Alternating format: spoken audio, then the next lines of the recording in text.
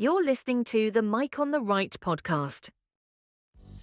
Greetings, my friends, and welcome to another edition of the Mike on the Right podcast. Thank you so much for joining me. This is episode 37, release date January 12th, 2026. And as always, I am broadcasting from the heart of the heartland in central Indiana, the crossroads of America, the great Hoosier State. Continue to like, share, subscribe, 5-star ratings, tell your friends. I'm so thankful that each and every one of you are here. Let's get right into the meat of the episode today. First, we're going to talk about the final jobs report of 2025, what things look like in December and across the year in 2025, and what does it mean? How does it shape our economy for 2026? What is the Fed's role? What is the outlook? And what isn't to blame? We'll talk about that in the first portion. Then we're going to go on to a tragedy, but a further and bigger conversation that America needs to continue to have, and that is what happened in the Minneapolis ICE raid that left a person dead in their vehicle. We're going to talk about briefly kind of what happened. We're going to talk about the different discussions and angles, and what does it mean moving forward as a nation. And then we're going to close it out with the Donroe Doctrine, which is a change in a shift in the Monroe Doctrine as its foundation. And what does that mean? And what does that look like for the global stage, especially with what's going on in Venezuela and in Cuba and the discussion going around in Greenland? We're going to talk about all that. This is an action-packed episode, so let's get right to it. Starting with the newest jobs report in December showed that over the year in 2025, the American job market hit the brakes. It didn't stop. We didn't lose jobs overall, but it severely slowed down. And the first reaction that everybody had, like, okay, we have a new president. And what was one of the first things that new president did? The tariffs.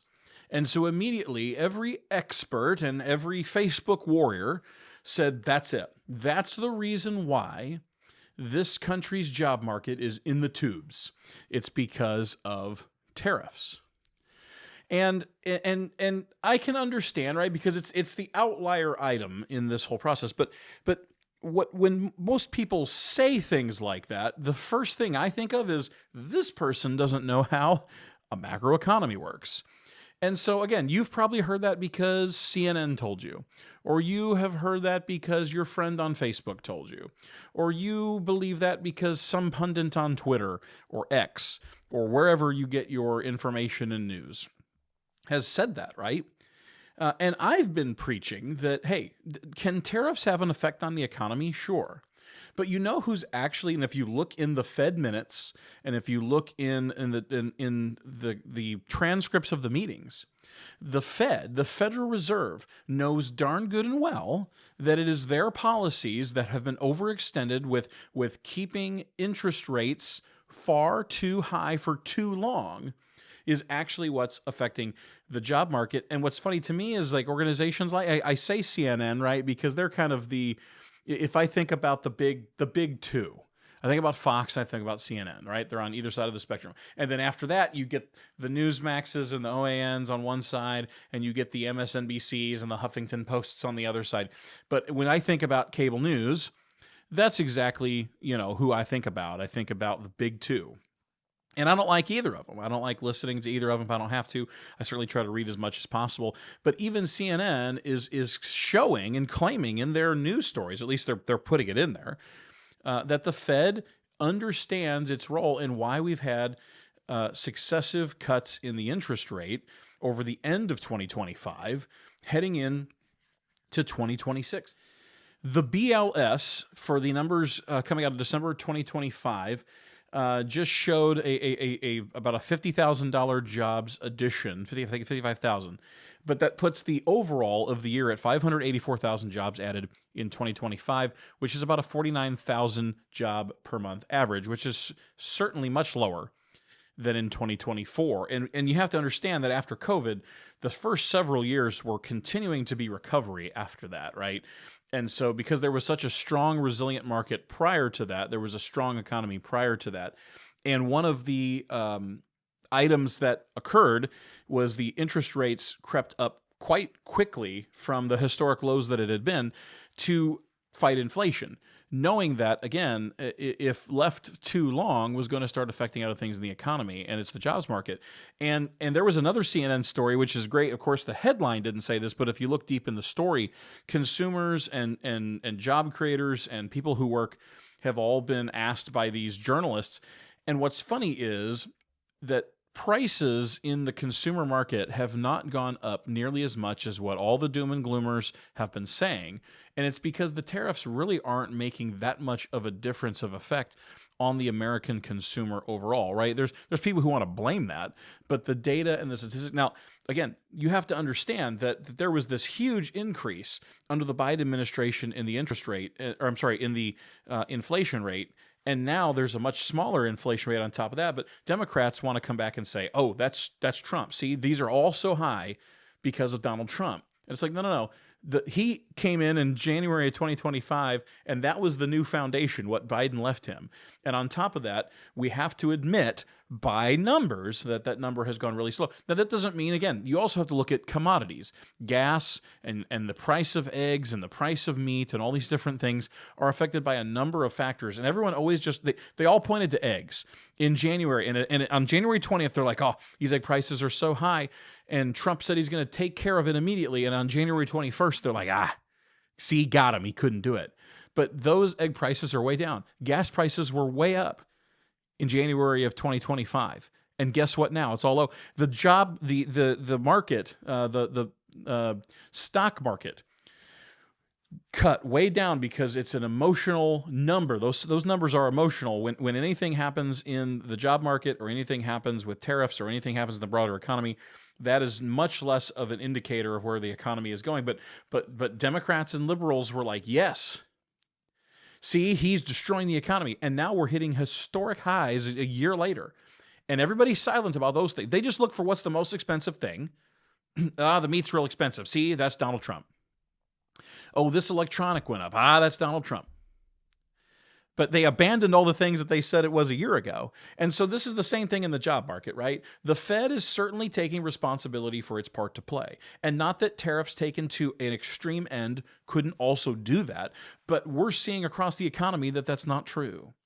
And so here's another point that I want to make in this as we kind of look into 2026.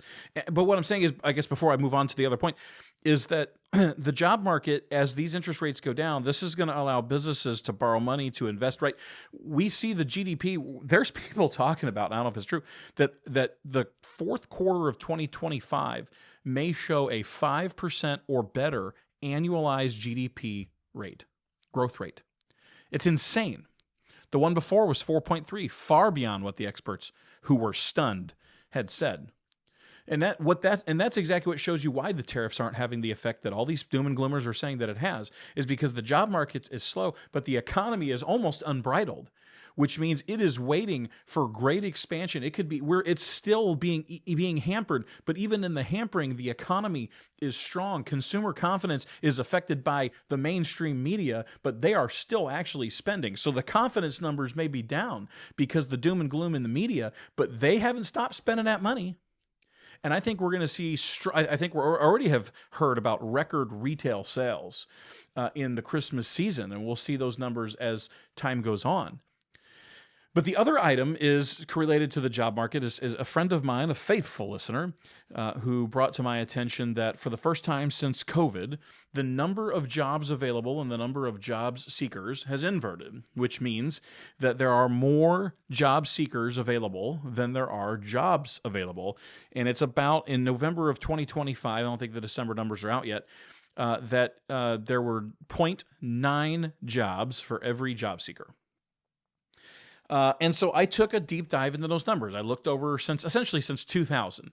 In 2000, prior to the Great Recession of 2006, 2007, the financial crisis, all that time, 06 through 08, and all the tumultuousness there, the economy was doing fairly well.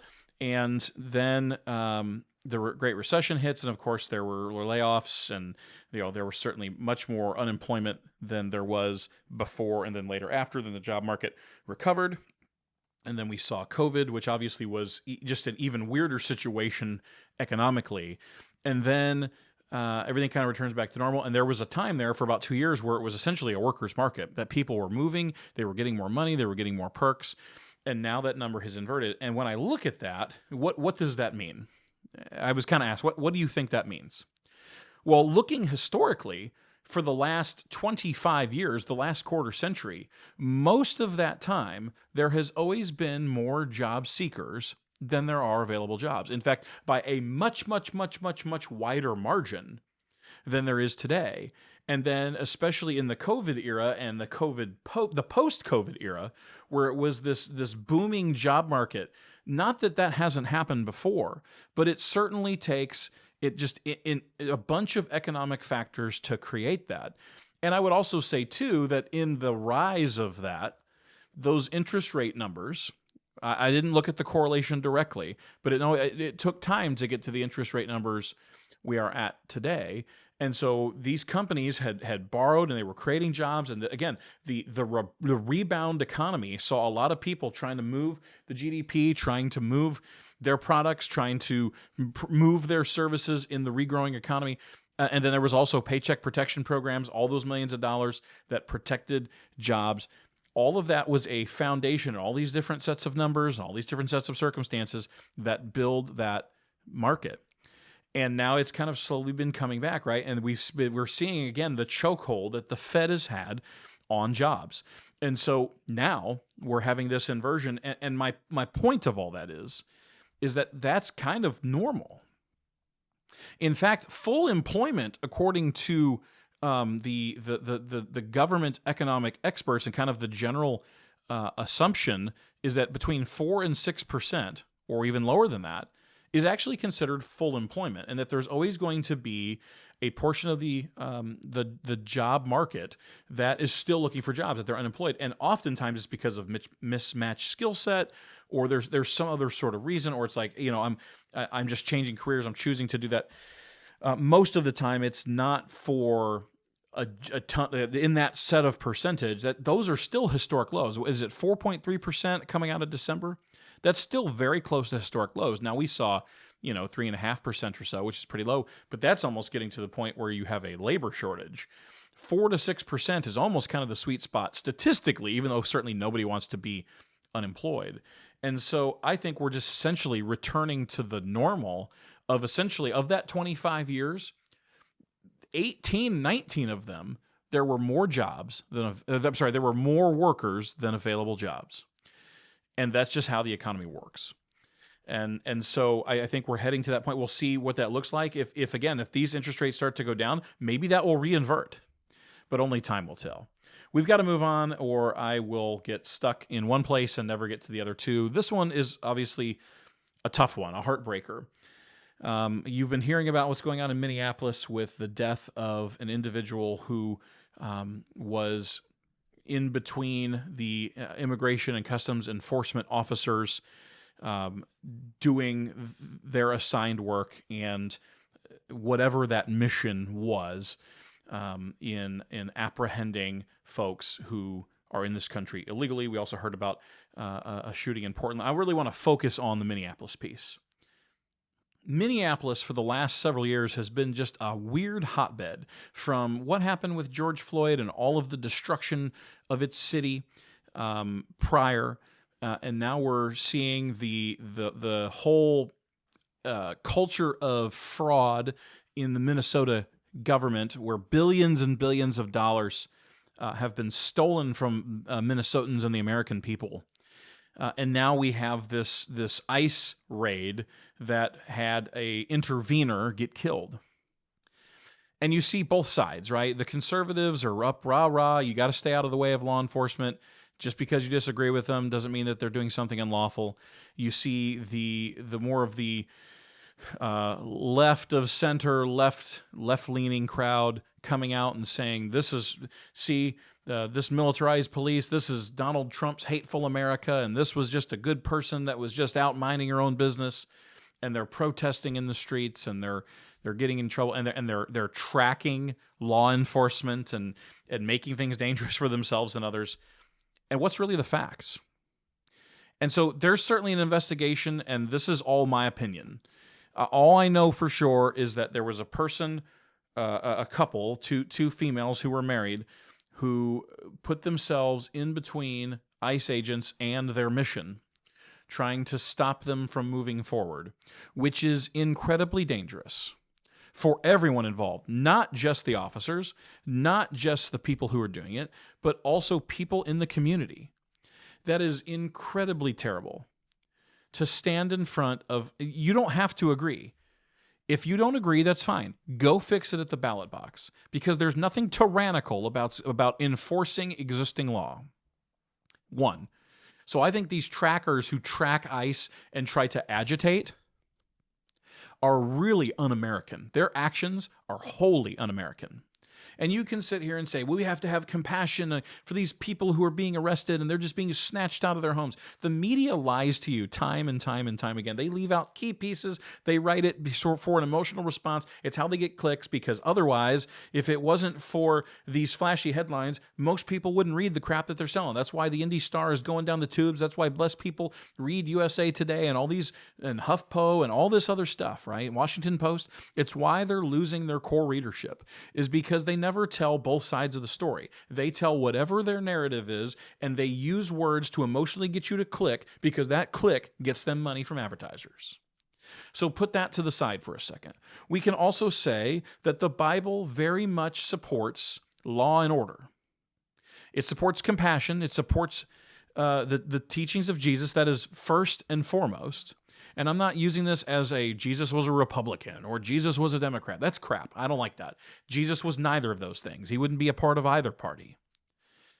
But there is very clear biblical script. There is scripture that supports justice and law and order. And justice goes both ways. Justice for the marginalized who are in a position because of no fault of their own, and justice for those who have gone against the law or have gone against the word of God. It's biblical. It is clear. And so putting that into context, now we move to what happens in Minneapolis. And this couple gets in the way of law enforcement and puts their vehicle and tries to barricade it across the road so that these units cannot go and do their job. Now, who knows if they've signaled to these undocumented folks or what have you, these people who are breaking the law, who are illegally in our country for one reason or another, but they get in the way of that. And then you see all these videos, and the mayor of Minneapolis and Governor Walz, who is being taken down by this scandal, he's not running for re-election, watch this video, and they say, oh, this cop was unjustified. They shouldn't do anything to this lady was minding her own business, and this is the hate Donald Trump brings to our state. And you know what? The agitation crowd that's always looking for a reason to be against Donald Trump, and professional protesters and all the different groups of people, and I'm not trying to be partisan, I really am not, but it's very clear that these are the same folks that every single time Donald Trump does anything, if Donald Trump found a cure for cancer, they would protest it. They certainly protested the vaccines.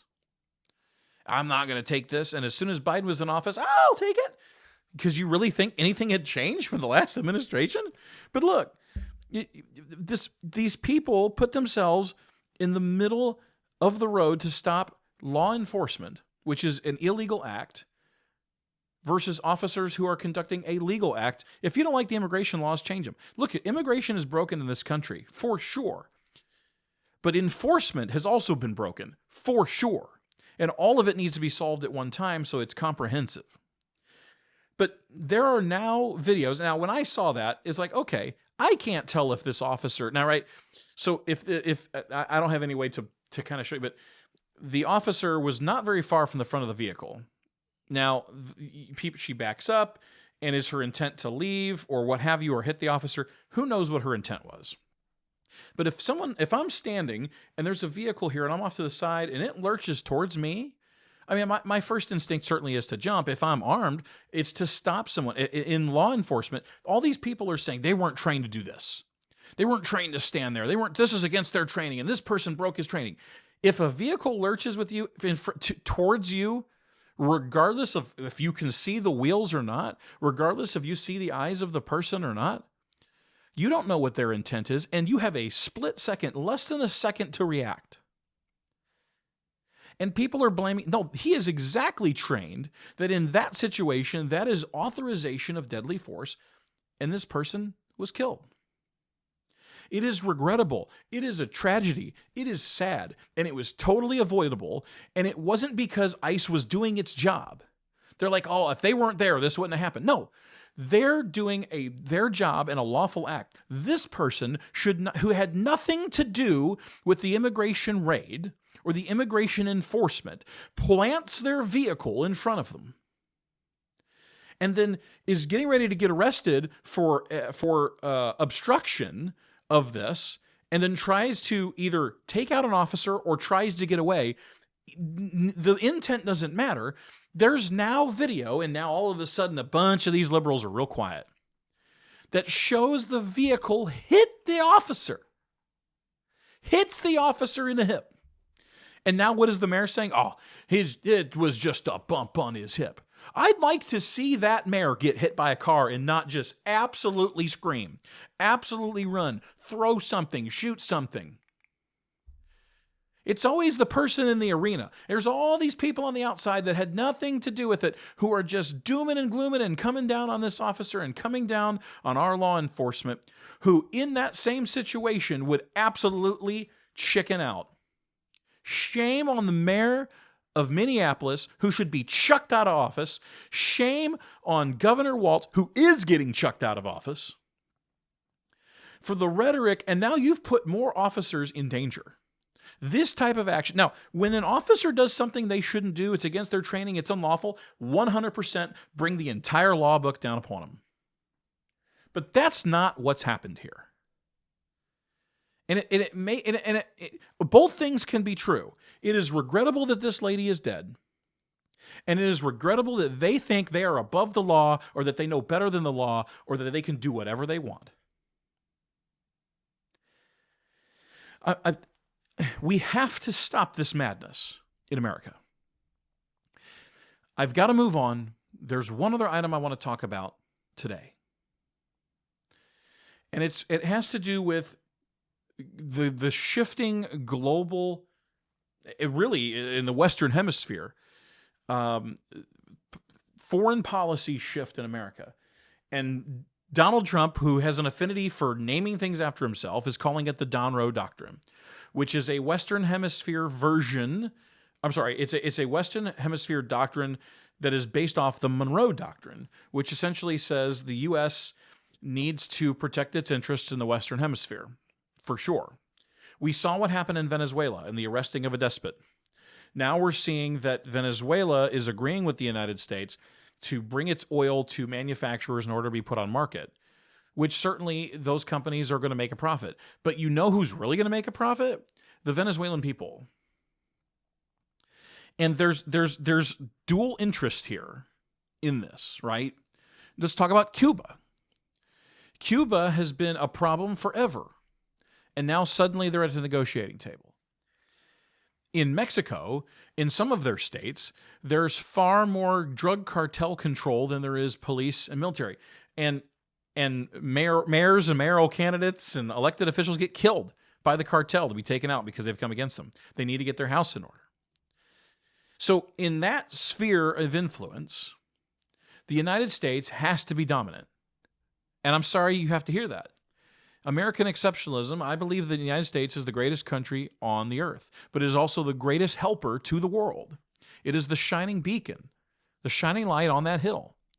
And the Venezuelan people have been oppressed for far too long. Allowing this oil to come to market will fund the regime change that needs to occur. There's a reason why Venezuelans are celebrating and blue-haired liberals are crying.